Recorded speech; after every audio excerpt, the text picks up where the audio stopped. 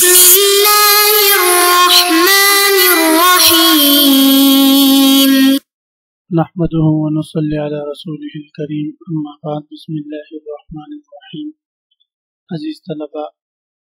آج ہم مختصر معنی الفن الثالث سے بدیع کا سبق نمبر 86 شروع کر رہے ہیں. سب سے پہلے ہم آج کے سبق سے متعلقہ عبارت کو پڑھتے ہیں، اس کے بعد پھر سبق کا خلاصہ اور آخر میں عبارت کا ترجمہ اور مختصر تشریح ہم پڑھیں گے. عزیز طلباء، آج کی سبق کی ابتدا و حاصل انواع سے ہو رہی ہے. آپ حضرات عبارت پر توجہ فرمائیں. وأكثر هذه الأنواع المذكورة لغير ظاهر ونحوها مقبولة لما فيها من نوع تصرف، بل منها من هذه الأنواع ما يخرجه حسن التصرف من قبيل الاتباع إلى حيز الابتداع، وكل ما كان أشد خفاء بحيث لا يعرف كونه مأخوذا من الأول إلا بعد مزيد تأمل كان أقرب إلى القبول لكونه أبعد من الاتباع وأدخل في الابتداع. هذا الذي ذكر في الظاهر وغيره من ادعى سبق أحدهما وأخذ الثانيين وكون مقبولا أو مردودا تسمية كل بالأسانيد سورة كل ما يكون زعيما أن الثاني أقرب الأول لأن يعلم أن الثاني أقرب الأول.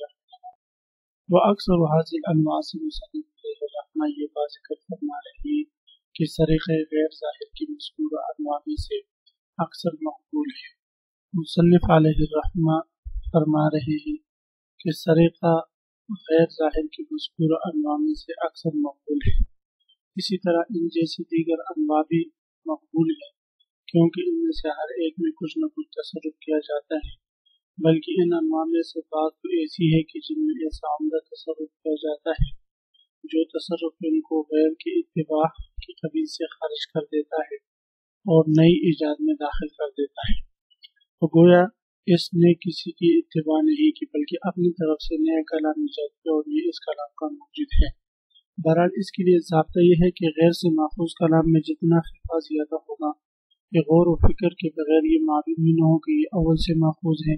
اتنا یہ کلام قبولیت کے زیادہ قریب ہوگا، کیونکہ ایسا کلام غیر کی اتباع سے زیادہ دور ہوگا اور نئی ایجاد میں داخل ہوگا، اسی لیے یہ ایسا کلام جو ہے وہ مقبول ہوگا. فرما رہے وَأَكْثَرُ هَذِهِ الْأَنْوَاعِ الْمَذْكُورَةِ،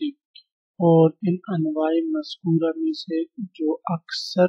صورتیں ہیں، ان انواع مذکورہ میں سے جو اکثر صورتیں ہیں، اکثر انواع ہیں، وہ انواع ہے ما المذکورۃ لغیر ظاہر، یعنی طریق غیر ظاہر کے انواع میں سے جو ذکر کیے گئے ہیں. ونحوها، اور اس جیسے جو دیگر انواع مقبولۃ مقبول ہے. لما فیہا من نوع تصرف، کیونکہ ان میں ایک ایسی قسم کا تصرف ہے جو ایک نئی قسم کا تصرف ہے. بل منہا، بلکہ ان انواع میں سے من حاصل انواع، ان انواع میں سے مالک وہ انواع بھی ہیں جو اس کو نکال دیتا ہے حسن التصرفی، کیونکہ ان میں قدر تصرف ہوتا ہے کہ حسن تصرف ان کو نکال دیتا ہے، حسن تصرف ان کو نکال دیتا ہے من قبیل اتباع اور تابعی کی قبیل سے الی حیز الابتداء ایجاد کی طرف، یعنی ان کو گویا کہ ان کا ایک نیا اور موجود کلام کہا جائے گا. وَكُلَّمَا كَانَ أَشَدُّ خِفَاءً سے ضابطہ ذکر فرما رہے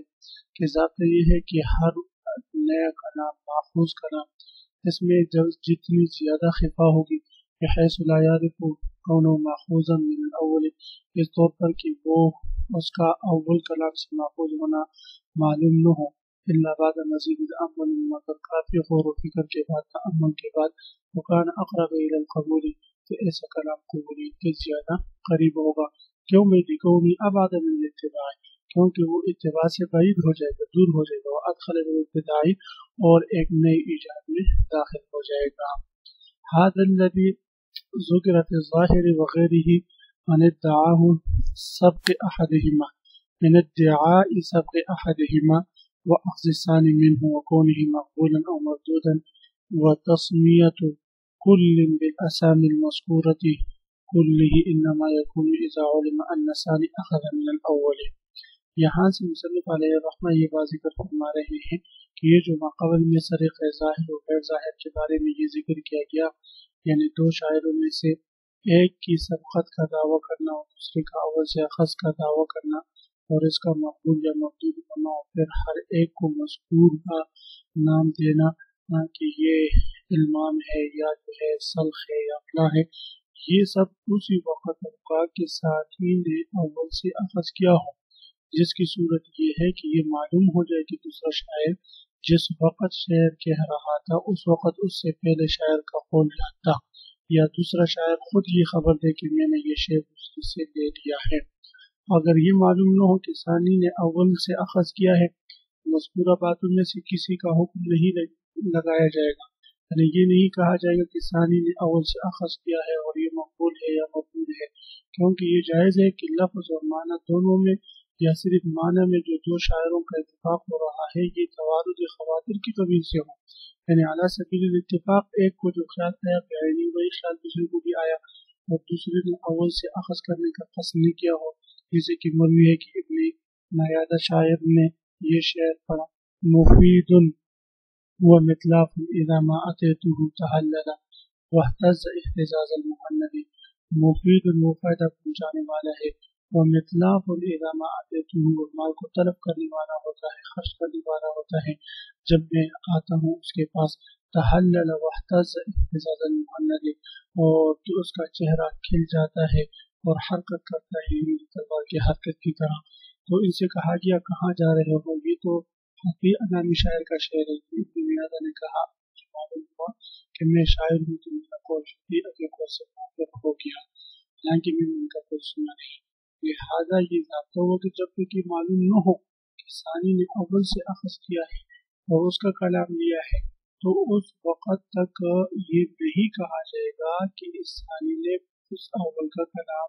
اخذ کیا ہے، کیونکہ اس صورت میں اگر بغیر کسی دلیل کے ہم بات کریں گے تو یہ علم غیب کا دعویٰ ہوگا اور دوسرے کو متہم کرنا ہوگا، لہٰذا دوسرے کی طرف ہم اس قسم کی نسبت سے اپنے آپ کو بچائیں گے۔ یہ بات ان تمام انواع کے آخر میں مصنف علیہ الرحمہ یہ ذکر فرما رہے ہیں، فرما رہے حاضر الذی ذکر فی الظاہر وغیرہ، یہ جو ذکر کیا گیا صریح ظاہرہ اور غیر ظاہرہ کے بارے میں ادعائی سب الحادیمہ میں سے ایک کی سبقت کا دعویٰ کرنا و افسانی منہ کو دوسری کا وصل مقبول مقبولا اور پھر اس دوسرے کا قول مقبول بننا مقبول بنا و تصمیم آسانی مشکلتی، اور ان میں سے ہر ایک کے لیے مذکور نہ ہو ایک نام رکھنا کہ یہ علمام ہے، یہ صلح ہے، یہ اطلاع ہے، قلب ہے، کل انما یکون بسب سب وقت ہوگا کہ جب یہ بات ہو اذا علم ان الثانی اخذ من الاول، یہ بات یقینی معلوم ہو جائے کہ شاعر ثانی نے پہلے سے کے شعر سے شعر دیا ہے، بأن يعلم انه كان يحفظ القول الاول، کہ یہ بات یقینی طور پر معلوم ہو جائے کہ دوسرے شاعر نے پہلے کا قول یاد کیا، حین نظم جس وقت اس نے اپنا شعر پڑھا، او بأن یخبرہ یا وہ شاعر ثانی خود خبر دے دے عن نفس اپنے بارے میں کہ انه اخذه منه کہ اس نے اس سے لیا، والا فلا يحكم بشيء من ذلك، وگرنہ ان مذکورہ باتوں میں سے کسی ایک کا فیصلہ نہیں کیا جا سکتا، لجواز ان یکون الاتفاق فی اللفظ والمعنی جميعا، اس لیے کہ یہ بات ممکن ہے کہ وہ دونوں لفظ اور معنی میں جو ہے موافقت میں جو دونوں میں توافق ہو چکا ہو، دونوں کا ایک ہی نظریہ ہو، اور فی المعنی وحدہ یا صرف معنی میں ان کا اتفاق ہوا ہو، من قبیل توارد الخواطر خیالات کے وارد ہونے کی قبیل میں وہ دونوں متفق ہو چکے ہوں، اور مجیئہ علی سبیل الاتفاق یا ان کا دل میں بطور اتفاق کی یہ دونوں باتیں آئی ہوں، من غیر قصد اخذ کا ارادہ کیے بغیر، کما یحکى عن ابن میادہ انه انشد بنفسه، جس طرح کہ ابن میادہ کے بارے میں حکایت کیا گیا کہ انہوں نے اپنے تعریف کے بارے میں یہ شعر کہا، مفید و مطلق اذا ما اتیتہ، وہ بڑا فائدہ پہنچانے والا ہے اور اپنا مال طلب کرنے والا ہے جب میں اس کے پاس جاتا ہوں، تحلل تو وہ اس کا چہرہ کھل جاتا ہے، واحتز احتزاز المحند اور ہندی تلوار کی طرح وہ حرکت کرتا ہے، فقیل له این یذهب بک هذا الخطیئہ، تو اسے کہا کہ بھائی کہاں جا رہے ہو، یہ تو خطیئہ کا شعر ہے، فقال الان علمت، تو اس نے کہا ابھی مجھے پتہ چلا کہ شاعر کہ میں تو شاعر بھی ہوں، اذا وافقته على قوله ولم اسمعه، کہ جب کہ میں تو حقیقت کے شعر کے مطابق بات کہہ چکا اور میں حالانکہ میں نے اس کا شعر سنا نہیں. فَإِذَا لَمْ يَعْلَمْ بس جب تک یہ بات معلوم نہ ہو کہ الثانی اخذ من الاول کہ دوسرے شاعر نے پہلے شاعر کا شعر لیا ہے. قیل قال فلان قضا اور کہا گیا کہ اس نے فلان تو کہا جائے گا کہ فلان نے یوں کہا. فقد سبقه الیہ فلان اور اس سے پہلے بھی فلان سبقت کر چکا ہے اس قسم کے کلام میں. فقال قضا اور اس نے کہا لیغتنم بذلک فضیلۃ الصدق تاکہ اس قول کے ذریعے سچائی کی فضیلت حاصل ہو سکے. وَيُسَلِّمَ بِالدَّعْوَى الْغَيْبِ غیب کے دعوے سے وہ سالم رہے محفوظ رہے. وَنِسبَةَ النَّقْصِ إِلَى الْغَيْرِ اور غیر کی طرف نقصان کی نسبت کرنے سے بھی محفوظ رہیں. عزیز طلباء اسی کے ساتھ آج کے سبق کا اختتام ہوا. ہم نے خاتمہ سے پہلی بحث یعنی سرقہ اور سرقہ کے انواع کو تفصیلاً پڑھا. آپ حضرات اس کو خوب غور سے سمجھے. اللہ تعالی ہم سب کا حامی و ناصر ہو. آمین. وآخر دعوانا الحمد للہ رب العالمین.